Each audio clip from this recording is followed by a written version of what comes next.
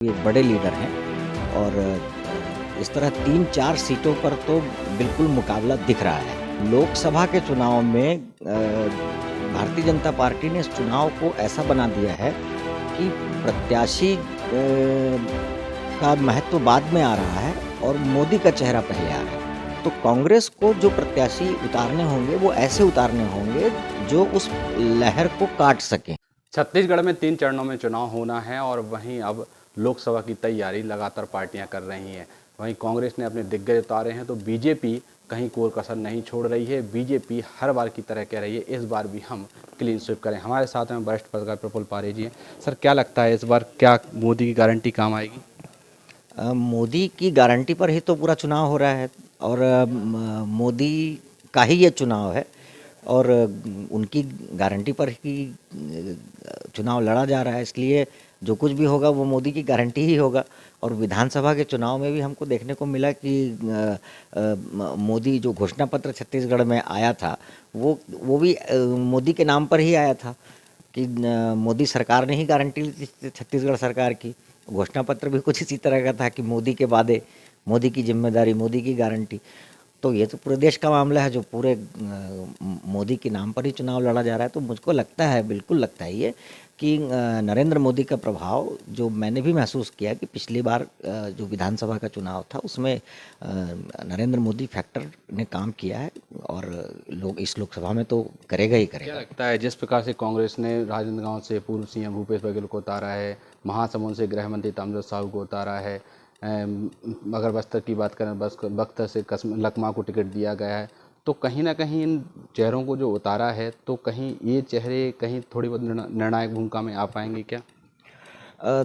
देखिए, लोकसभा के चुनाव में भारतीय जनता पार्टी ने इस चुनाव को ऐसा बना दिया है कि प्रत्याशी का महत्व बाद में आ रहा है और मोदी का चेहरा पहले आ रहा है। तो लोग वोट डाल रहे हैं मोदी को। तो कांग्रेस को जो प्रत्याशी उतारने होंगे वो ऐसे उतारने होंगे जो उस लहर को काट सकें जो मोदी के पक्ष में चल रही है। तो निश्चित रूप से ऐसे वो प्रत्याशी ऐसे होंगे जो सभी मामलों में मतलब सक्षम होंगे, जिनके पास आजकल पैसा भी बहुत ज़रूरी चीज़ होता है, तो जो धन खर्च कर सकते हों, जिनके पास कार्यकर्ता हों, है ना, और जिन्होंने लंबे समय तक काम भी किया हो। तो कांग्रेस ने बहुत सोच समझ करके अपने जो उनके शासनकाल में जो मंत्री थे, शिव डहरिया को उतारा है जांजगीर से, और ताम्रध्वज साहू जो गृह मंत्री थे वो दुर्ग के रहने वाले हैं, लेकिन उनको महासमुंद से टिकट दिया है क्योंकि महासमुंद भी वहाँ पर कांग्रेस ने एक जाति वाला कार्ड खेला है क्योंकि महासमुंद साहू बहुल्य इलाका है और छत्तीसगढ़ में साहू समाज की बड़ी आबादी है।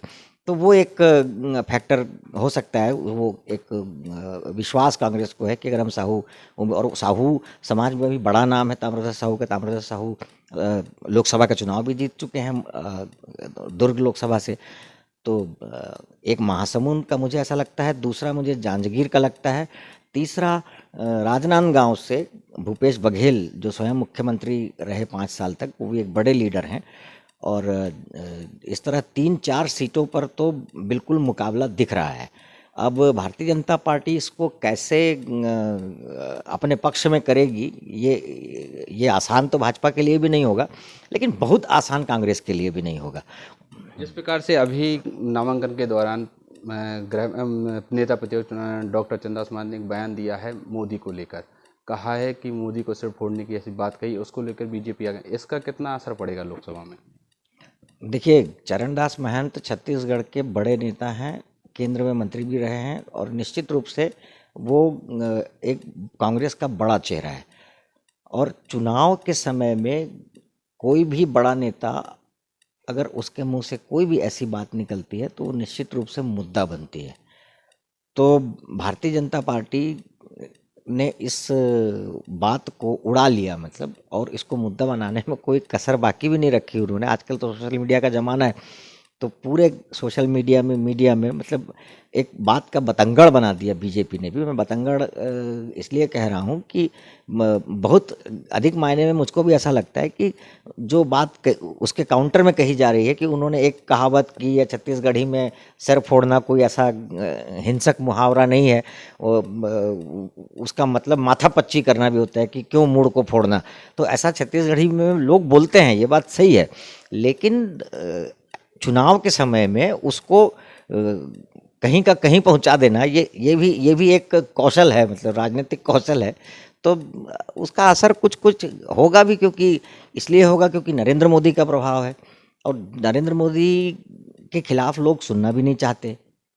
और बीजेपी की पूरी इस लड़ाई में केंद्र में तो नरेंद्र मोदी ही हैं, उन्हीं को लेकर चुनाव लड़ा जा रहा है। और अगर आप उन्हीं के बारे में इस तरह की बात कहते हैं तो बात में आप भले ही कितनी सफाई देते रहें कि ये एक कहावत है, ये एक मुहावरा है, छत्तीसगढ़ी भाषा में इसका अर्थ जो है वो हिंसक नहीं है, लेकिन पहली बार जो बात निकल गई और जो स्थापित हो गई, जो संदेश चला गया, फिर वो वापस नहीं आता है।